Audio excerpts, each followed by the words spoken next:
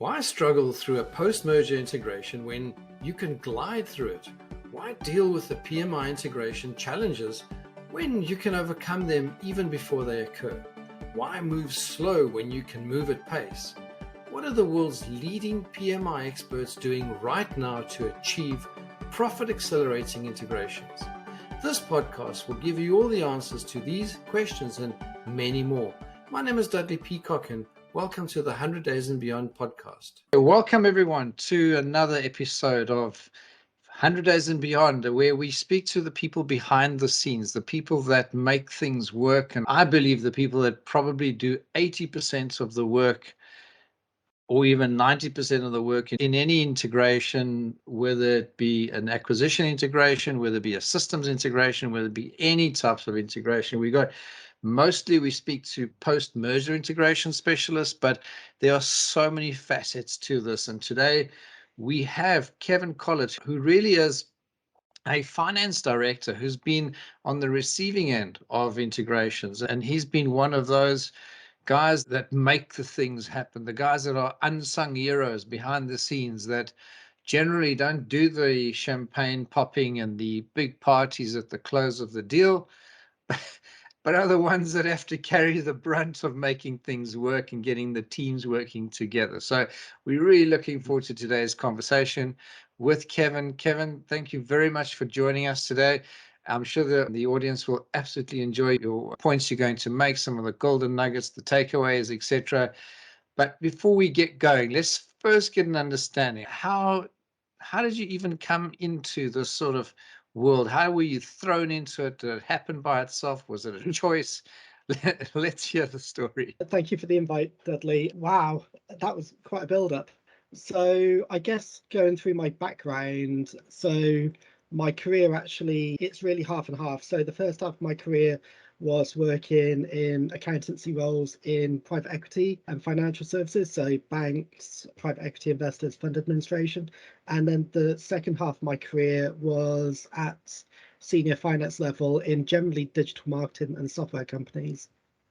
So the thing is, it's like I've obviously worked for successful high growth companies, and most successful high growth companies engage in some M&A and integrations and other corporate transactions or transformation projects. And I've been fortunate enough to be involved in several of them. I guess some of my wounds, so to speak, and experiences. Yeah, I'm sure they will, Kevin. And yeah, thank you for that. So it's quite a broad background. So, I mean, the places and things that you've had to experience. If we go into some of the nuts and bolts, before we go and speak about the actual integration work, one of the key questions I like to ask is what makes a good integration? I think they're consistent amongst all projects in terms of if you, at the heart of it, M&A and an M&A integration, it's a large scale project.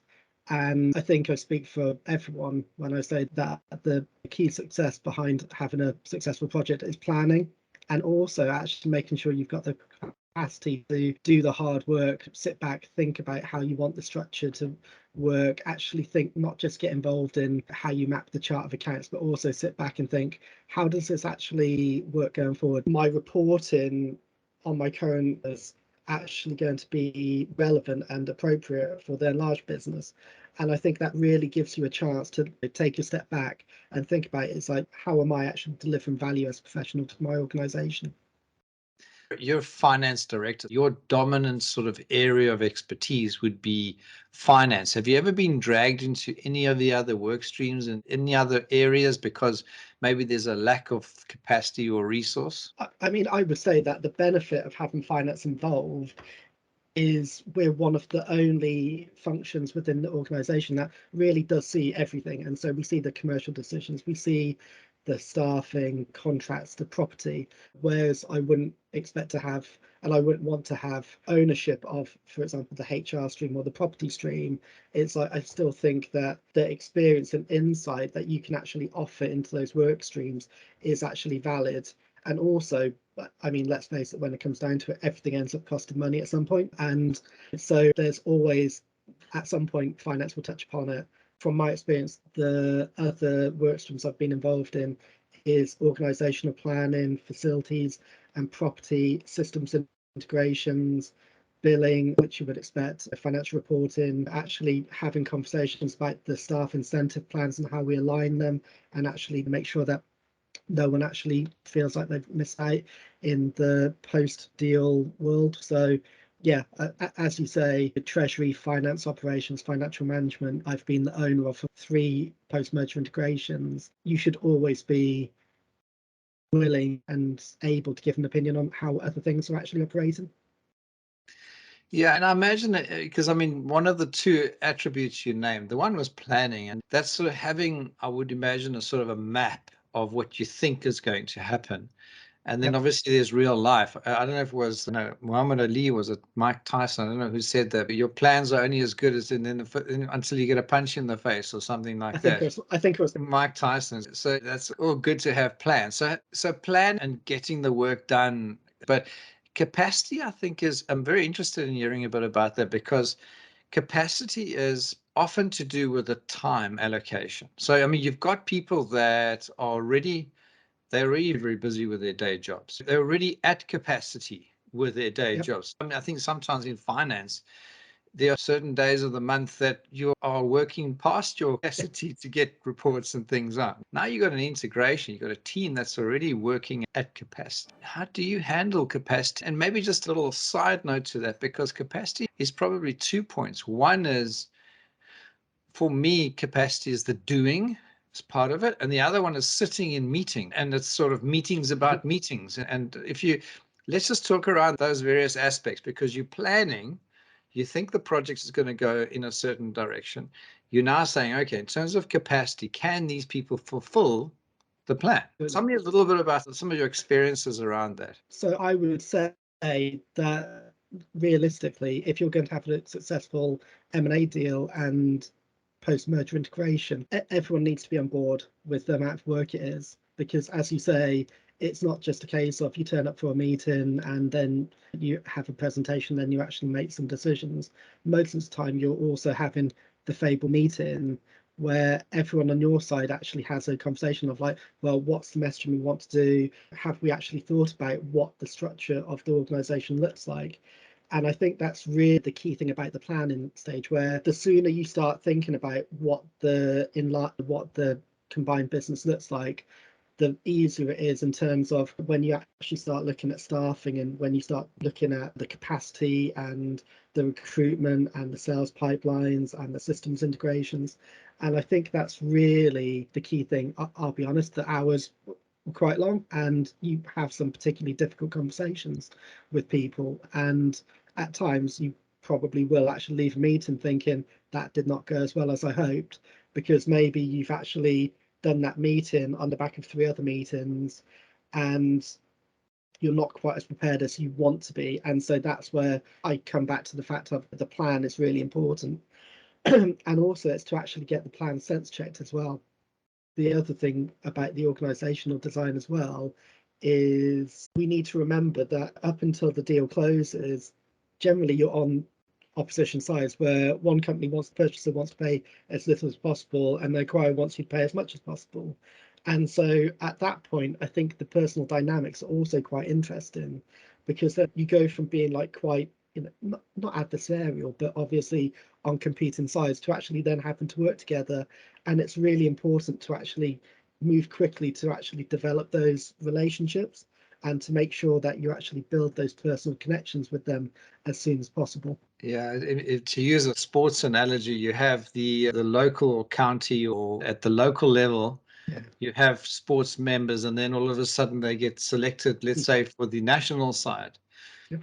And they were fighting tooth and nail at the last 10 events. And this event now is they have to now play together to win a national prize. Because I think if you're thinking about M&A work and PMI, or post-merger integration work, post-acquisition, you really are going up a step, aren't you? Because now it's not just the day-to-day doing of one organization, you're bringing together one, sometimes even more Sometimes the guys go a bit crazy and bring in sequence 2 or 3 or 4, and you just barely got the first one sort of settled, and you're already planning for the second, and then you just heard there's a third one coming, that kind of Yeah. thing.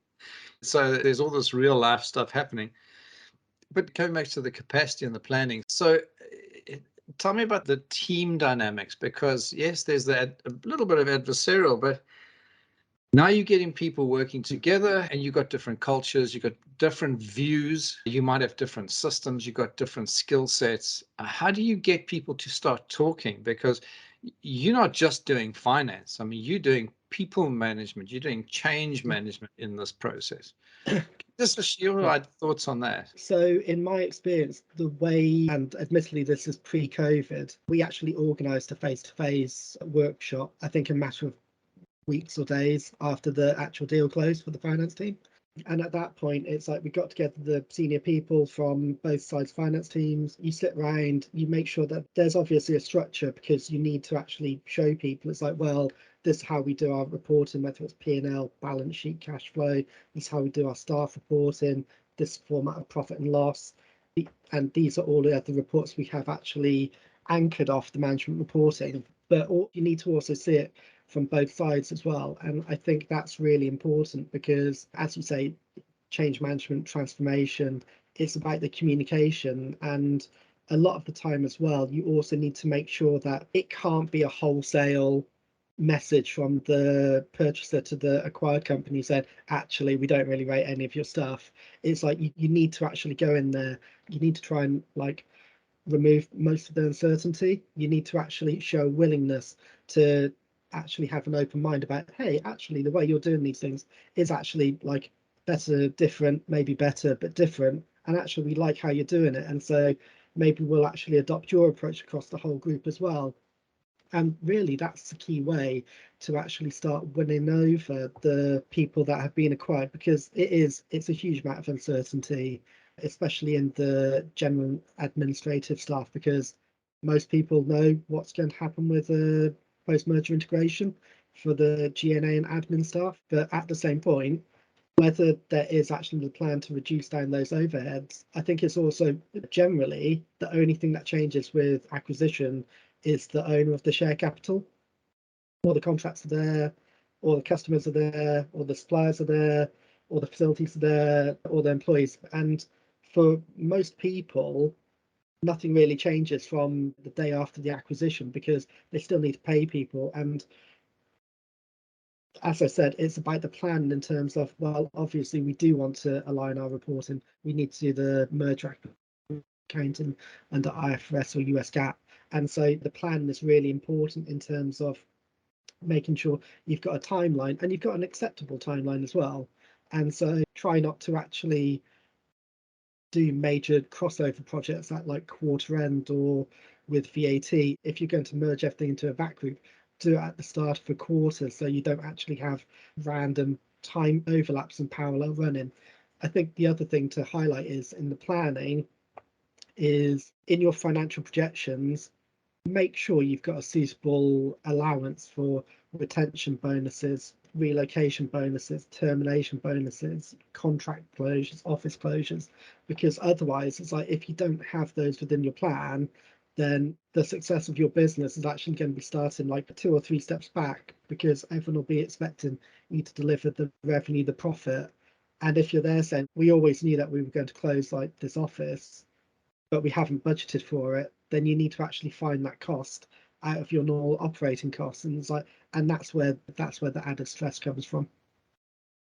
Yeah, it's a lot of added stress, because there's the thought of things like working capital, as you said, there's retention. There's ways that you have to be thinking about retaining key talent. So you might have to Yep. renegotiate salaries, for instance. And there's a whole ton of things. But often in a merge, one of the first departments to, let's call it, merge is often the finance, because that's often the easiest or the first step everybody starts to think about. Yeah. So the first casualties of war, if you like, it is a war.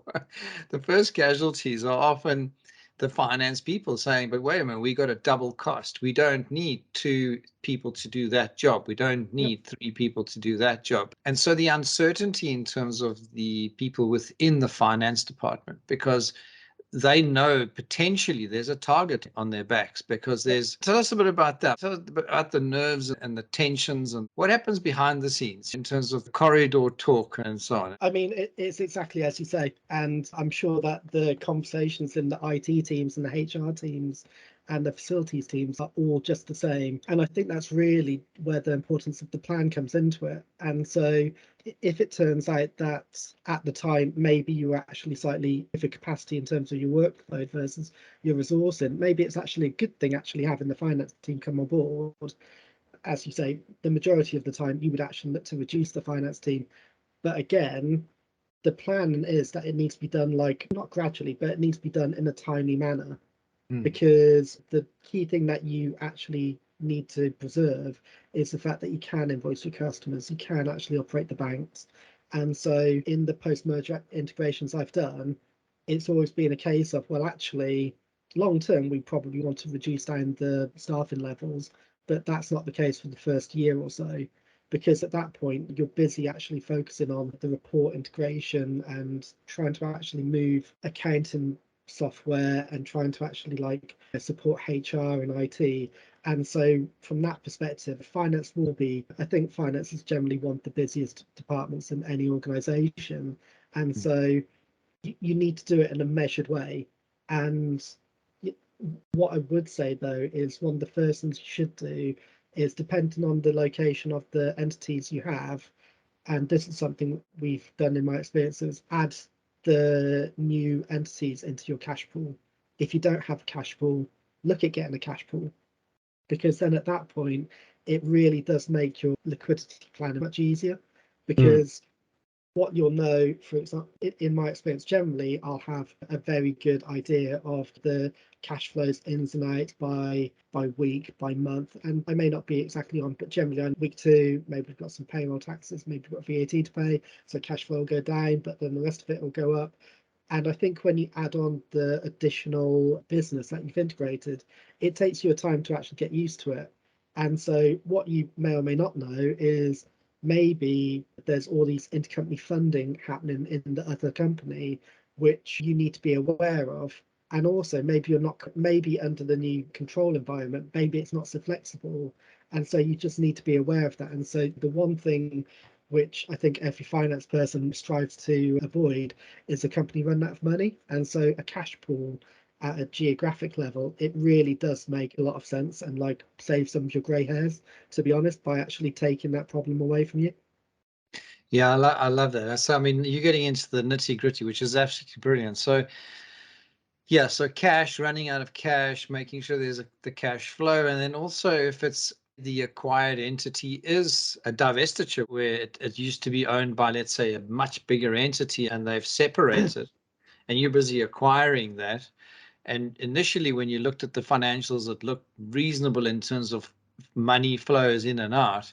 Yep. And then later on, you realize that potentially those are only book entries between the parents and and the subsidiary. And then in terms of your planning, it's like, oops, okay, now we got to do that. So one of the really good tips is to try and bring that into the cash pool, understand where and how the money is going to move. When does it come in? When does it need to go out? And Exactly. certain things, when do they become due? The last thing you want, I imagine, and I'm just going to throw it out there, is reputational or potential reputational damage. Yeah, absolutely. And when it comes down to it, I'd say also the other thing to focus on is, how does the payroll work? Because if you're looking for a way to alienate staff, it's like paying them even a day late will, I mean, it will do serious reputational damage to you. And it's such an obvious and crucial thing that you need to get right. So when you start that post-merger integration, how does the payroll work? Who does the payroll? Who signs off on it? These are the things to actually really make sure that you actually understand who has access to the banks, the cash pool. They're the key ones. Generally, when you integrate with a company, it will be very much a case of, you will be referring to balance sheet or financial statements from like a period of time ago. And I think it's really important where, as soon as you've actually completed, ask them, you need to review the accounts payable ledger, you need to review the AR ledger, just to make sure that you're on top of this. One of the things which I'm sure the people that work for me would say I'm a bit too obsessed about is overdue AR balances. I'm really keen there because it's such a fundamental thing, because as I tell people when I do finance training, the most important part of any finance first job is cash. And for the majority of companies, you get cash from your customers, and then as soon as you get the cash from your customers, that's how you pay payroll, that's how you pay suppliers, that's how you invest in the business. We don't give too generous payment terms to our customers, because these are the things which will really catch you up later on. It's like working, as you say, the working capital management is really important. And I think the other point which you mentioned earlier is, and I think this is the thing which catches out a lot of people when they're not used to doing post-merger integrations, is most companies are actually sold on a cash-free, debt-free basis. So even if you look at their balance sheet and you think, they've got like millions of euros, millions of pounds, it's going to be brilliant. And then suddenly it's like at the deal close, you're like, I need to pay most of that over to people. And then suddenly at that point, the working capital really become important. And again, what you'll find is your finance team knows how you want to work, and you've actually drilled them on the working capital management function, but maybe that's not been such an issue for the new business finance function. And so again, it's communication and actually setting out standards in terms of, we do weekly accounts receivable review meetings. How do you do your credit control? That's another thing which you should align. One of the benefits of the modern company is technology and standardization. And really, they're the things that you should have within your plan as well. Yeah, and coming to technology, because that was one of the things that have been popping up more and more recently is HR people, for instance, let's say they start their careers, and HR payroll is generally a finance function, but you get people, HR tends to get involved in payroll and so on. There's a bit of a crossover. And you have these HR people that enter a career hoping to work with people, and they end up behind a computer screen typing in endless amounts of data and doing searches and so on. And they spend most of the time as administrators of software and less actually working with people, doing compliance and regulatory things and so on, HMRC reporting, just around the HR, payroll, your systems integration and that sort of thing. The trend, there's a lot of talk and then there's real life. Yeah. So there's big talk about, we need to get away from things like spreadsheets and we need to get away from manual processes and so on. And then when it comes down to it, you put a new system in and then you end up having to do it on spreadsheets anyway, because the new system doesn't quite cater for the way that you need to work and it doesn't quite give you all the information. So there's this nice balance there, but there's a trend that I'm seeing. And is working into sort of a shared service environment, where you don't have silo-based or regional or entity-based software, where you now have a shared service implementation, if you like. Have you ever been involved in that type of thing? Or have you mostly been involved in ERP takeovers, for instance, or even just integrations or reconfiguring the current ERP system? Tell us a little bit about your tech background. For my sins, I've actually done the project management of a ERP implementation, which I did several years ago, and when I say project management, I was very hands-on. I actually wrote the chart of accounts for it, and I worked very closely with the software vendor and the technical partner that we used in terms of mapping out how the data is actually configured, and also how that then works and integrates with our operating platform that the rest of the business uses, and how it also works with the HR system as well. So I've done that. I sponsored the implementation of Salesforce Service Cloud. I worked very closely implementing Power BI. I've used various expense management tools, which I really like. Some of them are really good. I mean, probably CRMs as well. And I think CRMs are really interesting, but probably one of the worst used corporate systems going. And what I would say to everyone in terms of the system strategy is, if you're going to actually export the data and play around with it and reformat it and represent it and report on it in Excel. Generally, I'm okay with that. But you shouldn't be making changes to that data within your Excel file, because that's really where you always have the problem. It's like you need to report direct from the system. And I think when you've got that direct from the system, it means that everyone's actually using the same data. And at least at that point, it gives you a chance to actually implement or connect Power BI or Tableau or any of the other business reporting tools to actually start reporting on it. I'm also a big fan of self-service reporting. I don't think finance should be the gatekeeper. And I think when I've managed quite big finance departments, and obviously the volume of emails they get, when it's a smaller company, you're probably getting 10 emails. When it's a bigger company, it gets more. And the stage we were at when we decided to implement Salesforce Service Cloud, I think the finance team were receiving like 250 emails a day, which they're managing through a shared inbox. And all credit to them, that probably 95% of things actually went really well. But it was that 5%, and you think, oh, 5% is actually not that big. But actually on 250 emails a day, it's like 12, 13 emails a day, which are being missed. And you then have the issue of either two people do the work or no person does the work. And so Salesforce just worked a lot better in that respect. I think back onto your point about HR systems, I've assisted with the implementation of a HR system. I think various HR systems are quite good. I've never seen them integrated properly with the payroll system. It's always been a case of you need to export, and then you need to actually provide a list of changes to the payroll provider. I'm a big fan of outsourcing payroll. I think I've been in finance departments where we've done in-house, and I've been in finance departments where we've outsourced it. I'll be honest, I've always been much more relaxed with it being outsourced, because generally you'll only have one or two people able to run payroll. And the concern is that if anything happens to those people, it's going to be you having to tell people, oh, by the way, we can't do payroll. We'll pay you, but there'll need to be an adjustment later on. And I think from that perspective, it's like I'd always be much happier outsourcing it. And I think when you actually then outsource payroll, at that point, you need to actually work quite closely with the payroll provider about the best way to do it. But yeah, I'll be honest, I've never seen payroll integrated with the HR system how it really should be. There's always been a lot of manual rekeying. And what I would say is I'd be happy just being able to get a data export from a HR system which actually captures the changes made in the month in terms of if someone joined, someone left, someone got a pay rise, just the ability to actually have an export of that rather than having to rekey it into a spreadsheet to then send it on to a payroll provider. I think that would save enormous amounts of time across the UK and the world.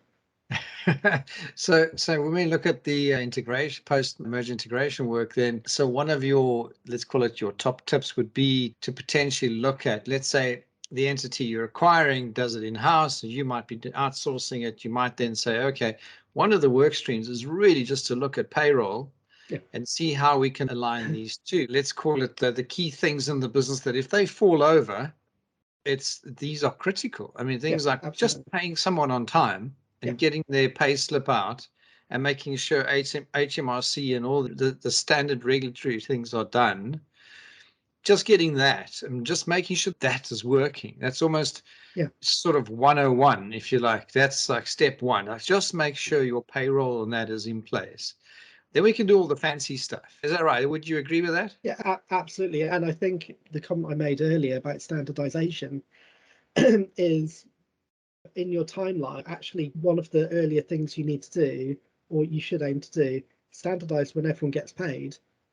If one company pays on the last working day of the month and the other one pays on the 28th or 27th, probably go to the earlier one, because that way it only improves it for people rather than like it makes it worse for people. And I think that's really important. Actually, the standardization of the payroll cycle and the employment contracts, have a view on how quickly you can actually move to people. Have you actually reviewed the notice period conventions in the companies? Because when it comes down to it, people will start talking, and the last thing you really want are peers of equal rank within the company finding out that actually they're being treated quite differently. Or be paid differently.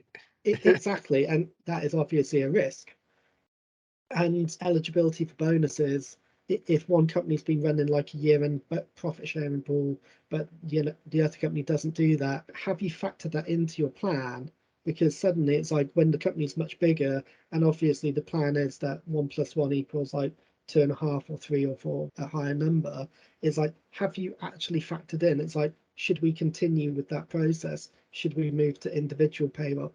And I think the remuneration policy is like, it's a really critical part of it, because also that's going to determine who's going to stick around in the merger, who's actually going to be upset. It's a really emotive subject, because you need to pay people on time and you need to treat people fairly. And I think it's really important that as soon as possible you understand the nuances of it in terms of on the commissions. It's like, how often do you pay salespeople? What's the basis? Is that something that's probably one of the things that you should align to sooner? Because also what will then happen is, and it comes down to the fact of, you standardize everyone. It's like commissions, bonuses, they encourage the behavior you want to see as an organization.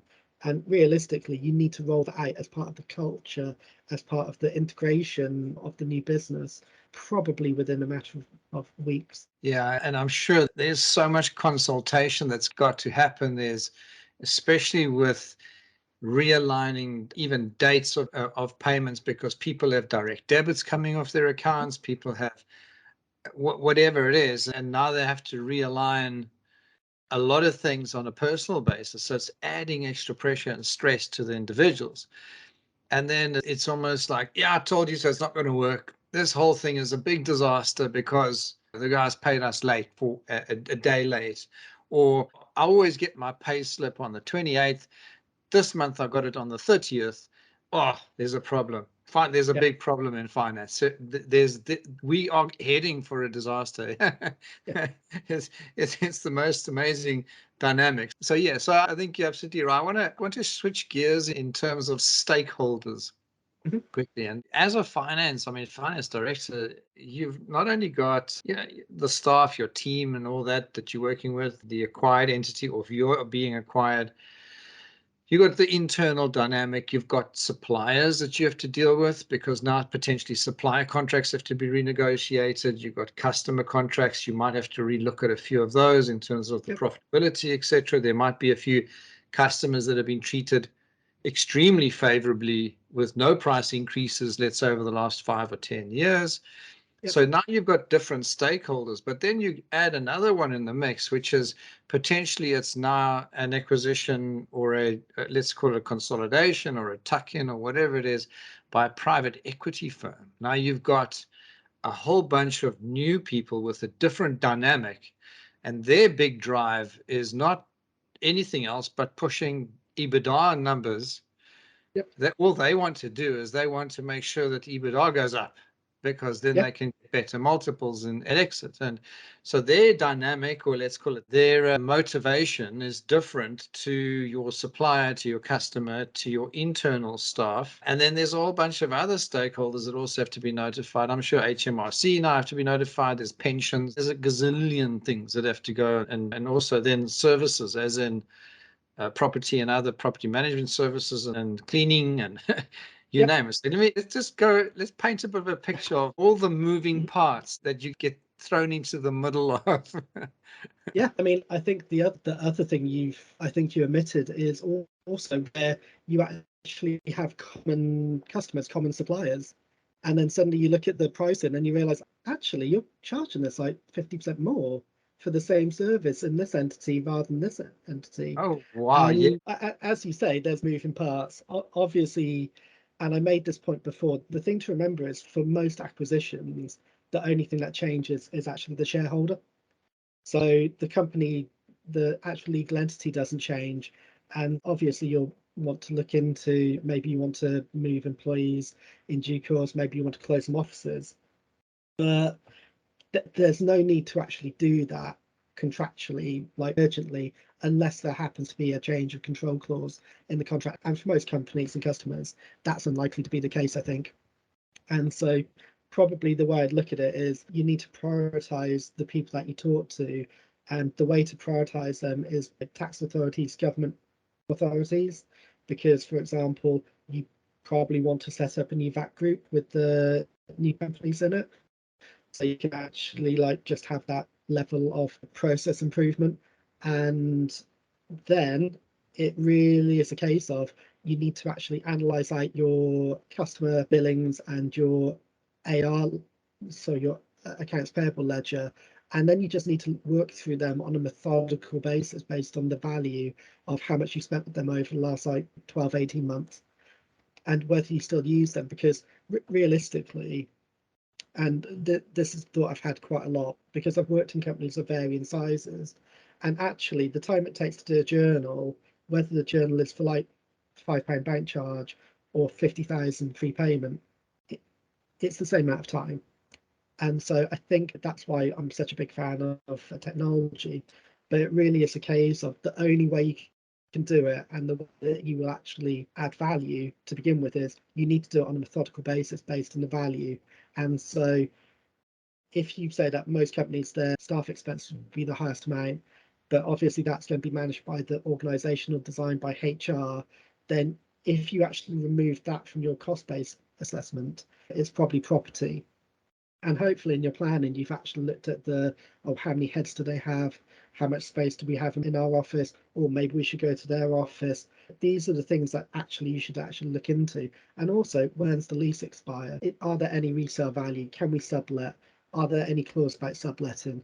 And involve the senior finance team from the acquired business, involve the senior finance people from your existing business, and actually just say, we've combined everything and we spend X millions of pounds a year, and these are who we spend the money with, and then actually just work through it on a methodical basis. And for some of the IT side, it is a case of you'll then have to talk with the IT director, but actually highlight the IT director or the CTO and say, oh, just like we spent X hundreds of thousands of pounds with Microsoft or with Salesforce, can we actually focus on this, especially Salesforce and other SaaS vendors?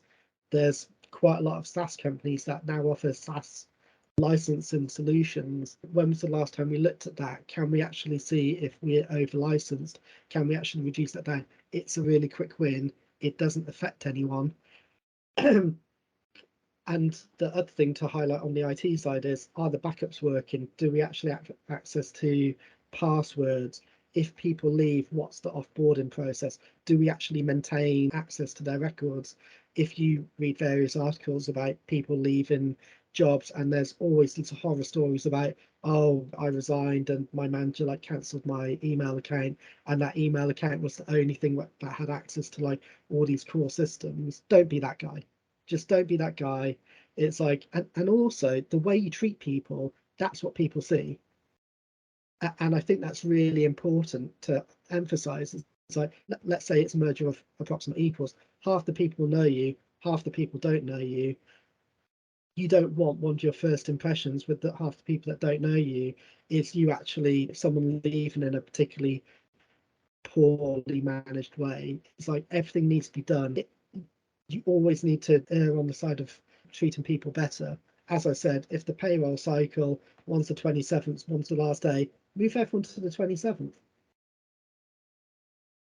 So Brett, aligns in a positive way, unless there's a directive from somewhere else, and it's not going to make that bigger impact. It's going to make more of an impact positively towards the people that work there.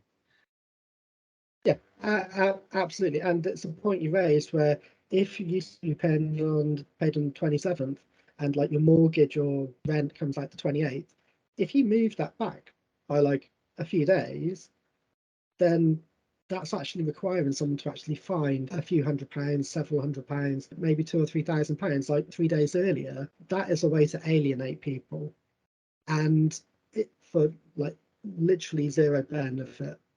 It's not like you're going to make like tens of thousands of pounds in interest from holding on to that cash for an extra 3 days. That just doesn't happen these days. You always need to take a step back and for communication and treating people well. Even when you decide that they're no longer part of the combined organisation, treat them well, because that's what people remember. Yeah, I love that. That's another really good golden nugget there. I want to ask you, so now there are a few new things that have come into play and get your opinion. So we've got ESG, we've got sustainability, we've got increased governance issues. Yep. You've got much more stringent or even changing competitor laws and regulations coming in. You've got so many, so let's call it that there's a changing landscape. And my impression, and maybe you can enlighten me and the audience a little on sort of who carries the brunt of making sure that those things are implemented. Is it really, I mean, does it come down to finance to ensure that compliance, those sort of things? I mean, I understand that there are compliance officers and there are people in there. Who at the end of the day gets the big flack about that stuff? I mean, the easy answer is it's whoever the organization decides is responsible. And I would say that one of the things which really determine how successful or not an organization is actually organizational clarity. And when I say that, it should be a case of at a very high level, and if I'm finance director or CFO, I have responsibility for all financial management, and that sits with me. But below me, I should actually have someone else, a credit control manager, whatever their job title is, who actually manages that on a day-to-day basis. And I think probably the key thing is the points about ESG and competitive landscape changes. So I've been working since the late 90s now. I mean, I don't think the pace of change may have increased a bit, but there's always been lots of change. It's like Y2K bug, launch of the euro, launch of the single European market, GDPR. I remember the original tech bubble from 2000 and the great financial crash, and the last 10 years of like ultra low interest rates. And now we've got inflation. Now we've got a really tragic war in Ukraine, but before that, we had the war in Iraq, we had the war in Afghanistan, and we've had terrorist attacks, and there's always change. And on top of that, they're at the macro level, and at the micro level, most countries change their tax regime, tax rules every year. We're having different focuses in terms of tax compliance, the treatment of tax haven. There's always been change. And I think probably the key thing is whether it's me as finance director, whether it's the company's general counsel, whether it's the CEO, you just need to know who's responsible for it. And then you need to actually just make sure that topic is adequately resourced. And whether that's with someone internally or whether it's with engaging a specialist, data protection. I mean, as you said, lots of changes, more changes coming. We've got the rumors of AI, we've got blockchain, we've got cryptocurrency. I think I saw the anniversary of like 2 or 3 days ago, someone paid, I think it's pizza with like bitcoins, and it was like $10. But obviously those bitcoins are now worth like three or $400,000, and you just need to be adaptable and flexible. And what I would say is you need to keep with your core principles, which is from a finance perspective. Everyone says it's like it comes and goes. The importance of cash is always the most important thing you do, and people can say about, oh, all those things don't really make any difference. It's like if you're operating cash flow, if your cash flow isn't sufficient to fund your business to pay your liabilities, I mean, you don't need to worry about EBITDA.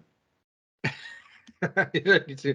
Your takeaway for me is, and as you're going through the experience that you've had over the last 20 to 30 years or so, what comes to mind is for post-merger integrations, post-acquisition integration work, M&A work, the pre-deal work, post-deal work, all of that, one of the keys to success is having a strong financial person within the team, Yeah, to have absolutely. someone at the director level that is strong, that's experienced, that understands the moving parts. And also, one of the things that have come to mind, Kevin, for me, is that you've got to keep your cool. You've got to keep a clear head when no matter what's going on around you. You got to keep your cool. You got to be steady Eddie, if you like, and you got to just keep on making sure that you focus on the priorities, make sure that the planning is in place, make sure that you've got the capacity within the team, and that's where we start the conversation. And you can actually deliver on that plan as best as possible, because I'm guessing no matter what you do within the finance department, whether it's an integration project or not, you still have to plan, You still have to make sure you got the right amount of people, the right quality, skills, etc., got the right relationships, and so on. And you have to be fully integrated yourself with the rest of the business to ensure that everybody is getting the right information. So if there's anything that maybe the audience can take, plus all the golden nuggets you've shared, is really just to have somebody strong.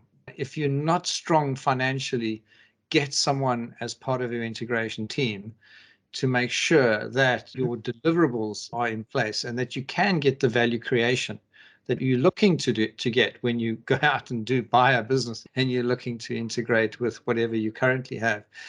So I think there's just one or two more things, but just if we just wrap up, we're very close to the end. If you could share, Kevin, just for us, one or two just sort of little golden takeaways that you might think of that would be really useful to the people out there. So I'm actually going to refer back to my favorite business book, which I've read only a couple of years ago. It's Winning Now, Winning Later by David M. Cope, who's the former CEO of Honeywell.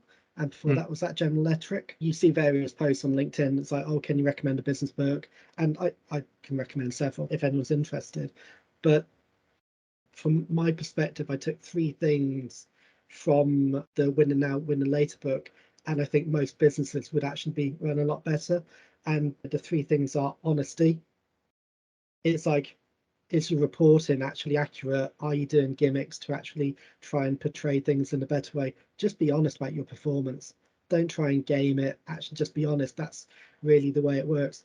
The application for intellectual rigor, when you do your projects, when you look at your project plans, when you do your planning for your integration, have you really spent enough time sitting back thinking about it? It's like, have you dedicated the right amount of time to the task at hand? And if it's a major project, that's probably 2 days of like focused deliberation. And then the third thing is patience. I think that's really lacking in several businesses where there's always the need to actually do now. And the example that was given in the book is they decided they needed to close like 3 factories. And I think in most other businesses, they would have actually probably done it in the space of like 18 months. Huge amounts of disruption to the supply chain, huge amount of disruption to people's lives, to the organization. And I think he said in the end, they did it over about 7 years and they closed like 1 a year. And because they did it in such a measured and managed fashion, there's no exceptional charges to the P&L. Everyone actually got the chance to relocate in a timely fashion. It was actually a much better experience for everyone. And I do think that if most businesses really did those 3 things, adhered to those 3 principles, I think most businesses would actually be much better off for it. Oh, that's a great takeaway. So yeah, absolutely brilliant. I love that. Kevin, then just on the personal side, I mean, you're a guy that obviously works incredibly hard. You probably put in big hours and so on. What do you do outside of work? Is there an outside of work? What's your There is an outside of work. So I'm happily married. I have 2 children of 11 and 9. Both my children have additional needs. So I think that tends to put like the emergencies of accounting into perspective. I watch an awful lot of televised sport. I try and go to the cinema. I see friends. I mean, this sounds like a dating advert now, but I am happily married. Also, I'm also reading a lot of books. I'm already up to 11 books this year, which I'm quite pleased with. Wow, that's fascinating. And I think it comes through in the way you speak as well, because it's amazing. You can read a book and it's someone's life experience of 30, 40 years, and it's in 300 pages or whatever the size of the book is. And you could glean such a lot of good, useful information just by reading. And I think that's a fantastic trait. And then also from a family point of view, it's a balanced life, etc. So it is possible. You don't have to be completely out of balance and so on, which is great to see. Kevin, so just on the last point is if anybody would like to get hold of you, if they want to have a conversation with you, how would they do that? How would they get hold of you? So I am a fanatical user of LinkedIn, which is actually how we connected as well. Yeah. I mean, if you'd like to get hold of me, direct message through LinkedIn. I think I'm quite approachable, but obviously if you owe my company money, I'm less approachable. But yeah, I would say the easiest way is you can find me on LinkedIn. I'll be one of the first Kevin Collets you find. I have like 7,000 connections already. So yeah, I mean, and I'm genuinely interested in most things. And I think that's probably the hardest thing about modern life, is actually trying to actually consume as much content as there is available. We live in a time where it's not actually access to content which is the issue, is actually finding the time to consume it.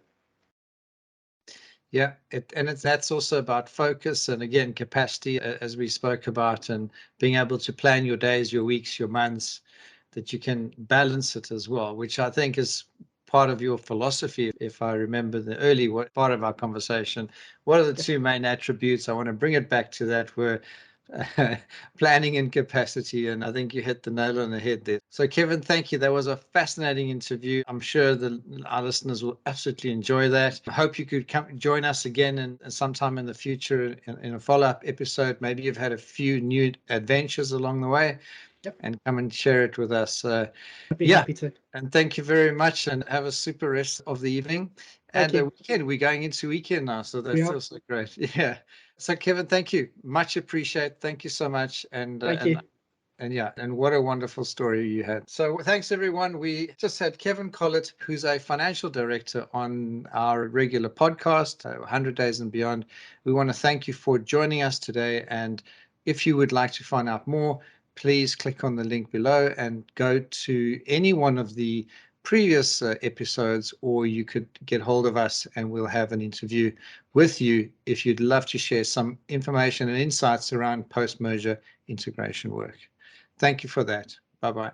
Hi everybody, this is Dudley again, and if you need help with a future or existing post-merger integration, I want to invite you to arrange a free, no obligation meeting with us. During the meeting, we'll find out exactly what you need, what your challenges are, and we'll explain how our unique PMI slipstream method can help you. Simply call us or visit mergerintegration.co.uk. That's mergerintegration.co.uk, or come to our website, skillfulpursuit.com.